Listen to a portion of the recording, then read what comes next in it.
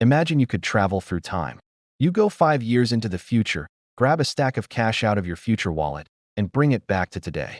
That sounds like a superpower, right? But there's a catch. Your future self is going to notice that money is missing, and they're going to be charged a fee every single month until it is paid back. That is the reality of debt. It isn't just a balance on a screen. It's a trade-off between who you are now and who you want to become. Welcome to Money at the Margins. Today, we're going beyond the basics to explain how debt actually works, why the system is built to keep you in it, and how you can flip the script to make it work for you. To understand debt, you have to understand the three pillars that hold it up: the principal, the interest, and the term. The principal is the raw amount you borrowed. The term is how long you have to pay it back. But the interest? That's the price of time. Banks aren't lending you money because they're generous. They are selling you a product. That product is access. You are paying for the ability to have something now that you haven't earned the right to own yet. When you look at your monthly statement, you'll see something called an APR, annual percentage rate. If you carry a balance on a credit card with a 20% APR, you aren't just paying back what you spent. You are essentially giving the bank a 20% cut of your future labor.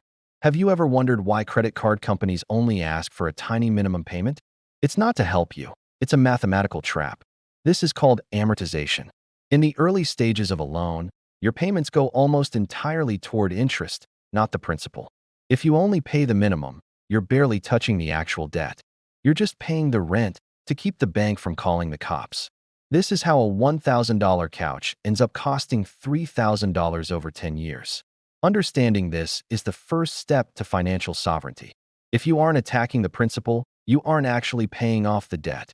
In the financial world, we often hear that all debt is bad.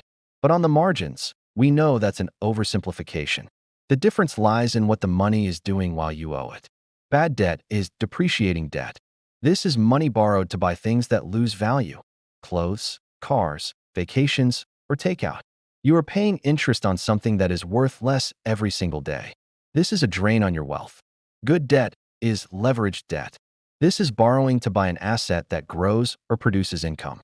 If you take out a business loan at 7% interest, but that business generates a 15% profit, you are using the bank's money to make an 8% margin for yourself.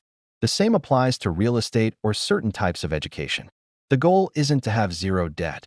It is to ensure that your debt is working harder for you than you are working for the debt.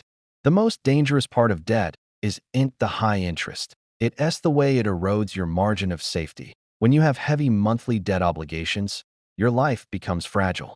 If you lose your job or have a medical emergency, you can't just spend less on groceries to survive because your debt payments are fixed. They are a mandatory tax on your existence. This is why people get stuck in a cycle. They use debt to cover an emergency, which increases their monthly payments, which makes it harder to save for the next emergency, forcing them to use even more debt. To break the cycle, you have to stop seeing debt as a safety net and start seeing it as a hole in your net. If you're watching this and feeling the weight of those balances, you need a mechanical strategy to get out. There are two primary ways to do it. First is the snowball method. You pay off your smallest debt first, regardless of the interest rate. This isn't about math, it's about psychology. Seeing a balance hit zero gives you a hit of dopamine and the momentum to tackle the next one. Second is the avalanche method. This is for the math-minded. You pay off the debt with the highest interest rate first. This saves you the most money over time, but it can take longer to feel like you're making progress. The best method? It's the one you will actually stick to. Debt is a powerful tool, but like any power tool, it requires respect. When you understand that interest is just the price of time, you can start making better deals with your future self. Don't let your future be sold off in monthly installments to a bank. Use debt sparingly, use it strategically, and always keep your margins wide. If you found this breakdown helpful, join the community by hitting subscribe. We're here to help you navigate the complex world of money, one margin at a time. Thanks for watching.